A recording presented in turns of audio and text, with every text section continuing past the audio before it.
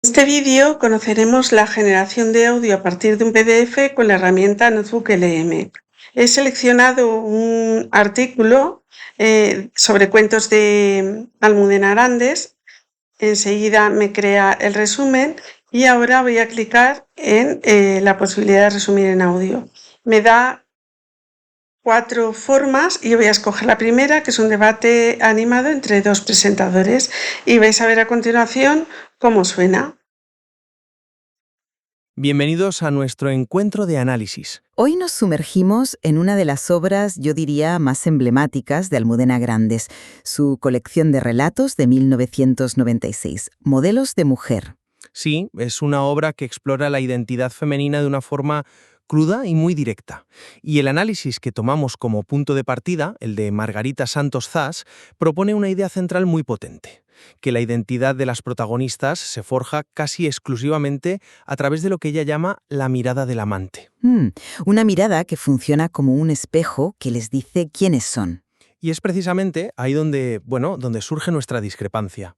La pregunta que queremos plantear hoy es si esa mirada externa es realmente el eje que define a estas mujeres, o si por el contrario, la obra narra una lucha mucho más profunda, un viaje, pues fundamentalmente interno y solitario hacia la autoafirmación. Pues yo voy a defender la primera postura. Sostendré que esa mirada ajena, sobre todo la masculina, es el elemento primordial que construye o destruye a las protagonistas. Se definen en función de ella, ya sea sometiéndose o rebelándose contra su poder. Pues yo voy a argumentar que, aunque esa mirada es sin duda un factor de conflicto, un catalizador, la verdadera batalla que libran estas mujeres es consigo mismas.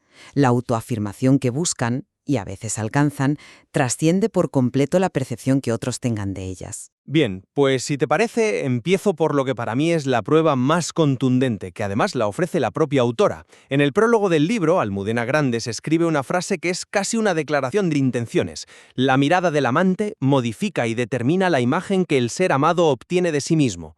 Ojo, no dice influye, dice modifica y determina. Para mí, toda la colección de relatos es una glosa de esta idea. Y el ejemplo más extremo, casi de realismo mágico, es el de Miguela en Los ojos rotos. Un personaje fascinante, desde luego. Fascinante y trágico. Migela es una mujer con una discapacidad intelectual descrita como torpe, casi deforme. Pero cuando aparece el hombre del que está enamorada, un aparecido, y posa sus ojos en ella, ocurre, un milagro. Su cuerpo se transforma, se vuelve ágil, hermoso, coordinado. Es una metamorfosis literal que solo ocurre bajo el efecto de esa mirada. En cuanto él deja de mirarla, ella vuelve a su estado anterior. El espejo de su casa solo le devuelve esa imagen deseada cuando está siendo validada desde fuera.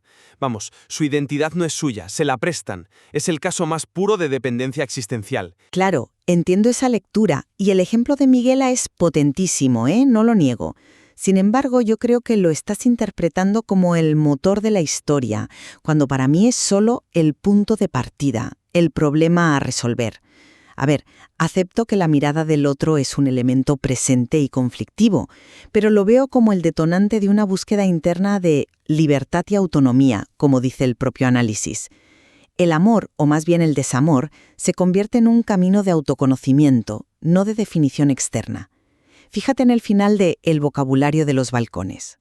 Un relato que, en mi opinión, refuerza mi argumento.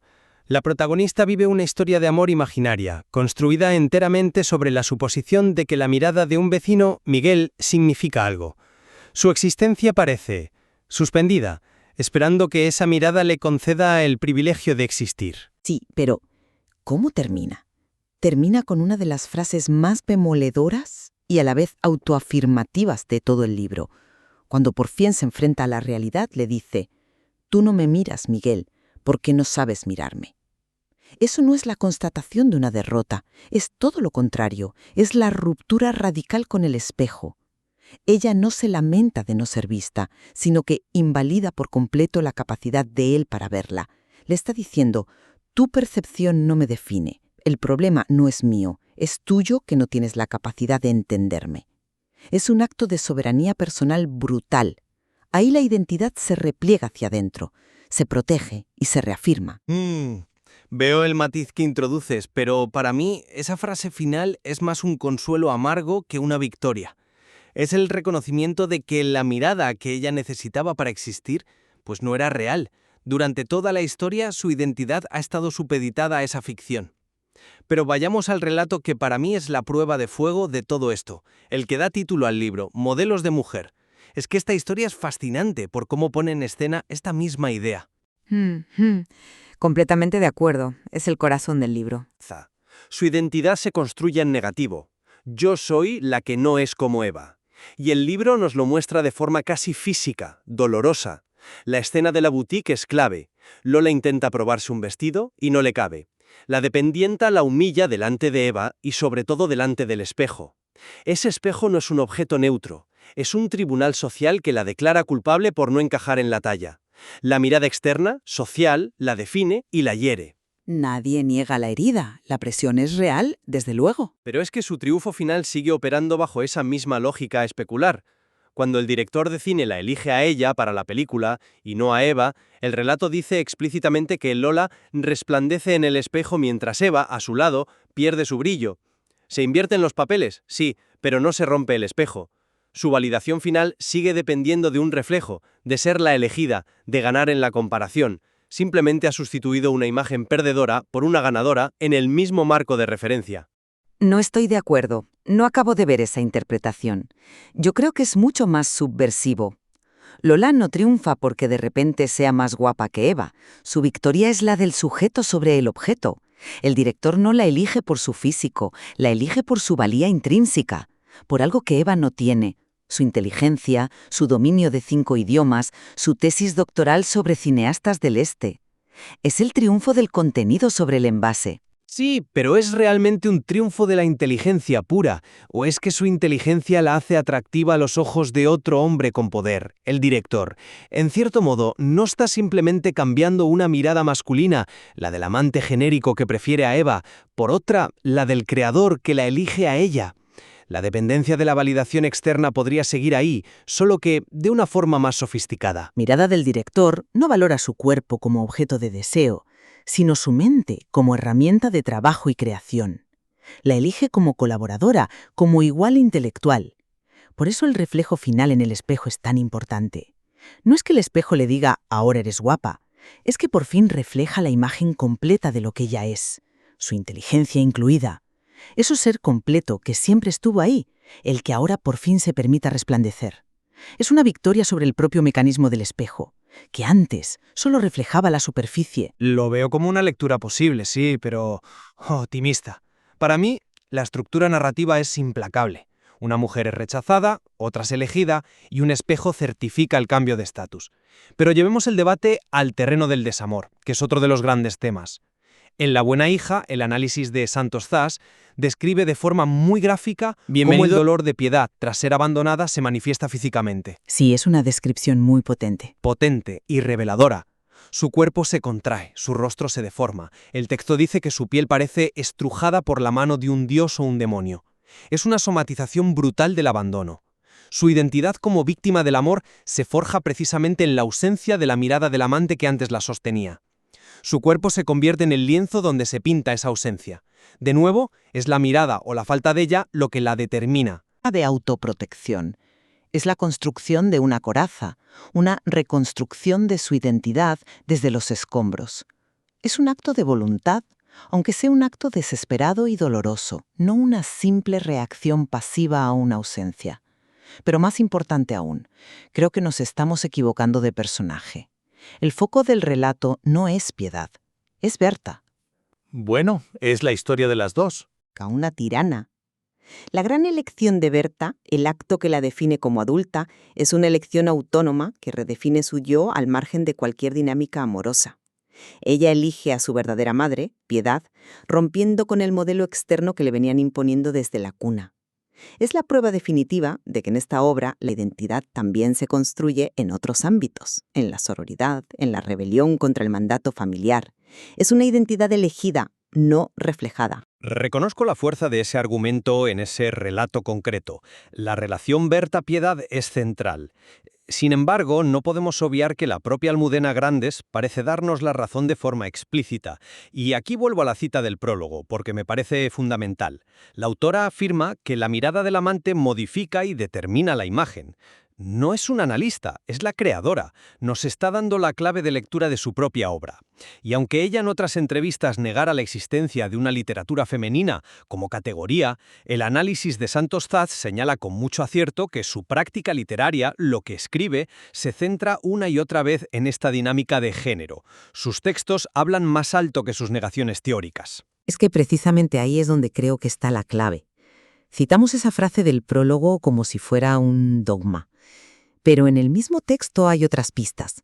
Grandes también declara que escribe desde su memoria, y que su memoria contempla su género tanto como sus terrores infantiles, la aversión por las coles de Bruselas y una incontable multitud de cosas más. Esta otra cita sugiere una visión de la identidad mucho más compleja, holística si quieres. Una identidad que no puede reducirse a un único factor, ni siquiera a uno tan potente como la mirada del otro. Pero una cosa no quita la otra. Que haya muchos factores no significa que no haya uno que sea el eje vertebrador de esta obra en particular. Quizás, pero es que el propio análisis que comentamos, después de establecer la importancia de la mirada, acaba definiendo la obra como exponente de un feminismo postfeminista que aboga por la mujer emancipada e independiente. ¿No es eso una contradicción? Si el tema fuera la determinación por la mirada ajena, hablaríamos de sumisión. Si hablamos de mujeres emancipadas, es porque de alguna manera logran superar esa dependencia. Para mí, la mirada es el problema que se plantea en cada relato, y la búsqueda de autonomía interna es la solución que se explora. El conflicto es la dependencia, el tema de fondo es la lucha por liberarse de ella. En resumen, y para recapitular mi postura, sigo convencido de que la dinámica especular de la mirada externa es el verdadero eje narrativo y conceptual de Modelos de mujer. Los personajes femeninos de Almudena Grandes se construyen en un diálogo constante y casi siempre doloroso con el reflejo que les devuelve el otro, ya sea un amante, la sociedad o un espejo literal, y su maestría reside en cómo usa la comunicación no verbal, los gestos, las posturas, los silencios, para revelarnos esa dependencia fundamental de la mirada ajena. Por mi parte, y cerrando también mi argumento, concluyo que si bien esa mirada es el punto de partida innegable del conflicto, el verdadero viaje que emprenden estas mujeres es hacia adentro. La obra, en su conjunto, narra el proceso a menudo agónico de romper ese espejo o al menos de aprender a vivir con sus reflejos para forjar una identidad autónoma, basada en la valía personal, la inteligencia y la libertad.